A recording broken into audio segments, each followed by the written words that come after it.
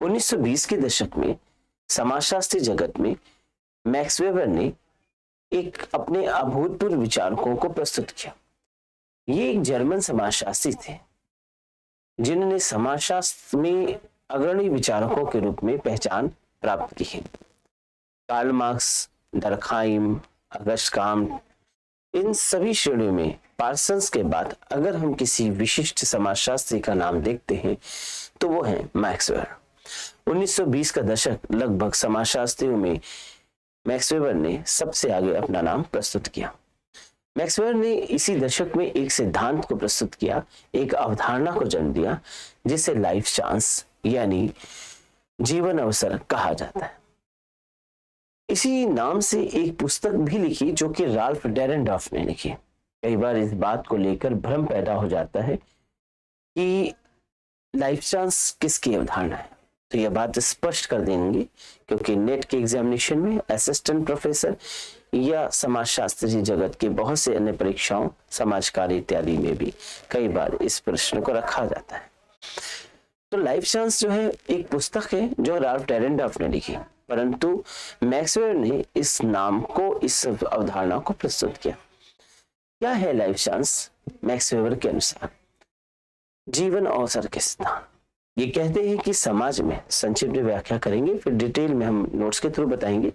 ये कहते हैं कि समाज में कुछ वर्ग विशिष्ट होते हैं जिनको विशेष अवसर समाज में प्राप्त होता है। यह आर्थिक आधार पर भी हो सकता है, जन्म के आधार पर भी हो सकता है, और कुछ वर्ग को यह अवसर नहीं मिलता।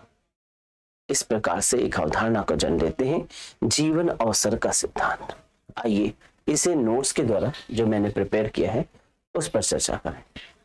जीवन अवसर की अवधारणा का प्रयोग मैक्स वेबर द्वारा वर्ग स्थिति के संदर्भ में, क्लास स्टेटस के संदर्भ में, वर्ग और परिस्थिति के विश्लेषण में की गई है। क्लास स्टेटस, परिस्थिति समूह, स्टेटस ग्रुप, इसकी अवधारणा भी मैक्स वेबर ने दिया। इन्होंने कहा समान विशेषताओं के आधार पर एक स्टेटस का निर्माण होता है और उनके समूह को स्टेटस ग्रुप कहा जाता है। अतः ये समान विशेषताओं के लोगों को एक जैसे अवसर समाज में प्राप्त होते हैं। यहाँ अवसर का तात्पर्य सुविधाओं से है, यहाँ अवसर के तात्पर्य प्रेफरेंस से है, अपेक्षाएं और उपेक्षाएं से है। वेबर के अनुसार संपत्ति पर स्वामित्व और बाजार में वस्तुओं और सेवाओं का बेचना, जो कि समाज में शक्ति के वितरण का परिणाम होती है, सामाजिक क्रिया के दौरान एक व्यक्ति के लक्ष्यों को प्राप्त करने के अवसर का निर्धारण करती है। संपत्ति का वितरण समाज में जैसे भी उच्चता या नीचता के क्रम में होता है, यानी किसी को अधिक संपत्ति, किसी को कम संपत्ति, किसी को अधिक सम्मान, किसी को कम सम्मान प्राप्त होता है। इसके अनुसार व्यक्ति की स्टेटस निर्धारित होती है। इन्हीं स्टेटसों के आधार पर उस व्यक्ति को समाज में मान या अवसर प्राप्त होते हैं। इन से एक विशेष बात उभर कर आई कि समाज की बंद परिस्थिति प्रतिबंधित, बंद यानी क्लोज्ड। अब बंद में कौन आएगा? बंद में वो आएगा जिसे समाज के सभी स्तरों पे ओपन माइंडेड होकर नहीं सोचा जाएगा। जैसे स्त्रियां, समाज के सभी क्षेत्रों से उनको खुल के नहीं स्थिति मिलेगी, पुरुषों को हर स्थान पर अधिकार प्राप्त होगा, कुछ स्थानों पर स्त्रियों को वर्जन कर दिया जाएगा। इसी प्रकार से जाति के भी आधार पर कुछ जातियों को समाज में विशिष्ट अवसर प्राप्त होंगे, कुछ को नहीं। प्रकृति, बंध प्रकृति सामाजिक वर्गों, स्त्रियों, निर्जातिक एवं प्रजातिकृत अल्पसंख्यकों, दो वर्ड आए हैं, इनकी चर्चा कर लें।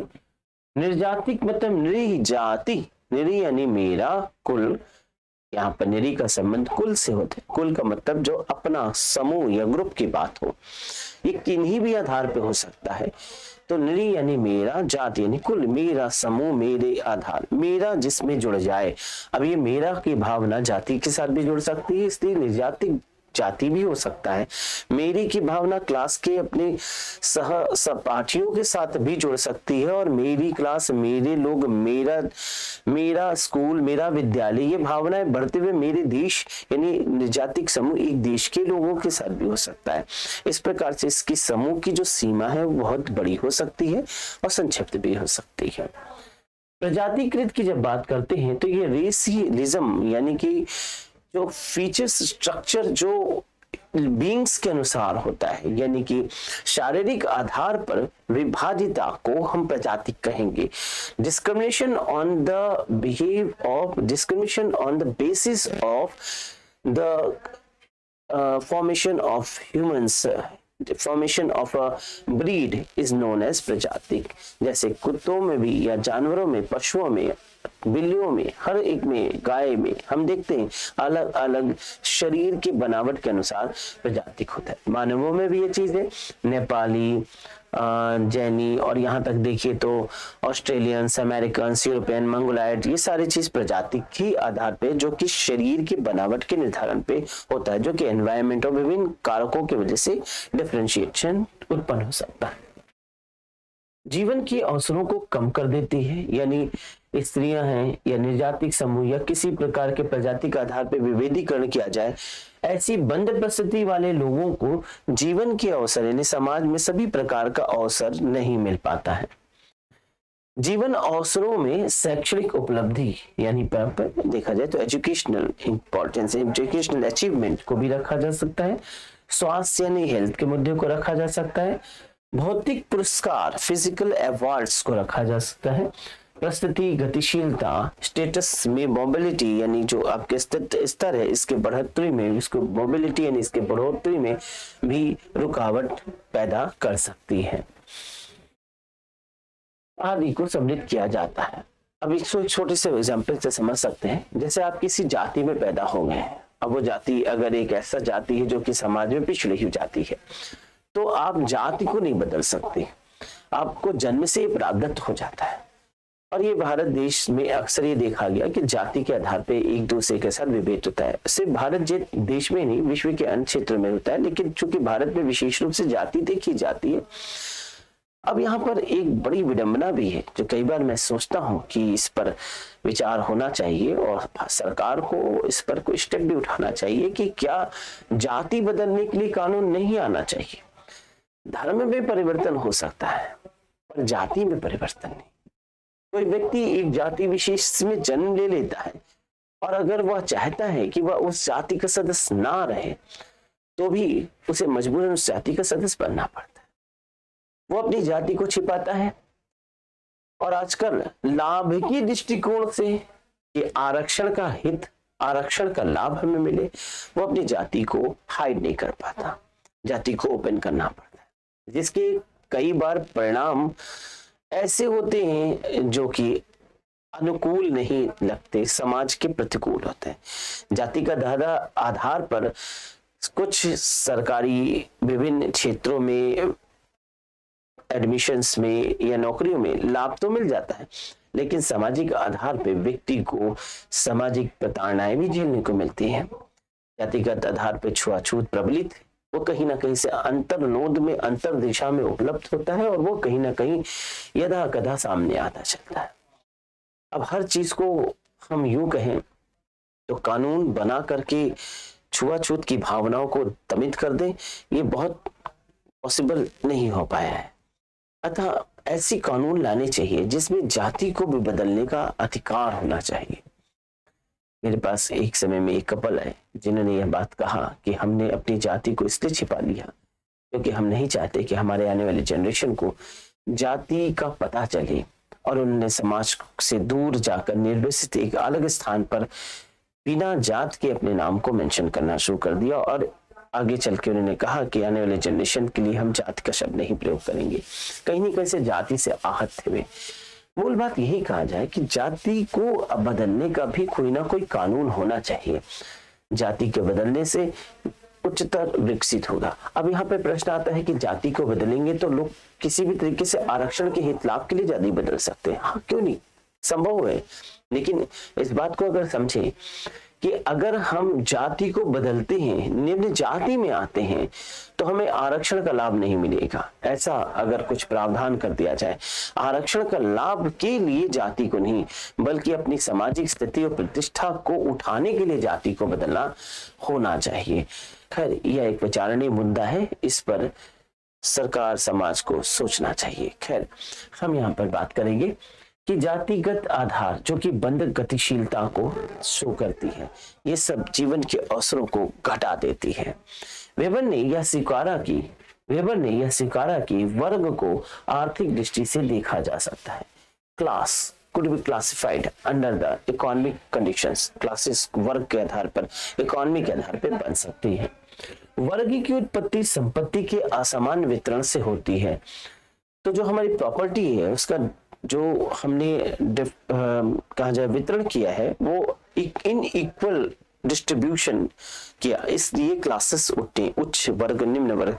अब उच्च वर्ग के लोग हैं, उन्हें विशेष प्रकार के समाज में सम्मान, प्रतिष्ठा, अवसर मिलेंगे। इसी तरीके से लो क्लास के वर्ग हैं, लो क्लास के, मिडिल क्लास के, उन्हें उसी प्रकार से समाज में अवसर, समाज में प्रतिष्ठा प्राप्त होगी। तो कहीं ना कहीं से ये वर्ग भी जो है उच्चता निम्नता के क्रम के आधार के जीवन के अवसरों को प्रदान करने के लिए जिम्मेदार है। वर्ग की अवधारणा का विस्तार करते हुए वेबर ने कहा कि एक व्यक्ति की वर्ग परिस्थिति को बाजारी परिस्थिति कहा जा सकता है। बाजारी परिस्थिति यानी मार्केट स्टेटस। जैसा आप जिस वर्ग में हैं, जिस क्लास में, उसके अकॉर्डिंग आपकी स्टेटस बाजार में यानी कि समाज में देखी जाती है। उसी हिसाब से आपको समाज में प्रतिष्ठा, मान, सम्मान, अवसर प्रदान होते हैं। मार्केट में वैल्यू बढ़ती है। आप जिस वर्ग के हैं, उच्च वर्ग के हैं, तो मार्केट आपको ज्यादा बड़ा वैल्यू प्रदान करता है। अर्थात यह बाजार में उसके स्तर को संबोधित करती है। यह बाजारी परिस्थिति उस व्यक्ति के जीवन संभावनाओं को तय करती है, और जैसा आपका मार्केट स्टेटस बनेगा उस प्रकार से आपके लिए लाइफ चांसेस बढ़ जाएंगे, जीवन में अवसर और मिल जाएंगे। एज अगर आपकी वर्ग स्थिति उच्च है तो आपको समाज में भी और आपको सरकार के दृष्टिकोण से विभिन्न क्षेत्रों में अधिक सम्मान प्राप्त होगा, और यही आपको अन्य लोगों से अलग करेगा, और यही आपके लिए अवसर है जो प्रदान किए जा रहे हैं। जीवन संभावनाएं एक व्यक्ति की वह क्षमता है जिसके माध्यम से जीवन में अनिवार्य माने जाने वाले प्रत्येक वस्तु एवं सेवा को प्राप्त करने में वह सक्षम हो जाता है। बाजारी परिस्थिति जितनी उच्च होगी उतनी ही जीवन संभावनाएं भी उच्च होंगी।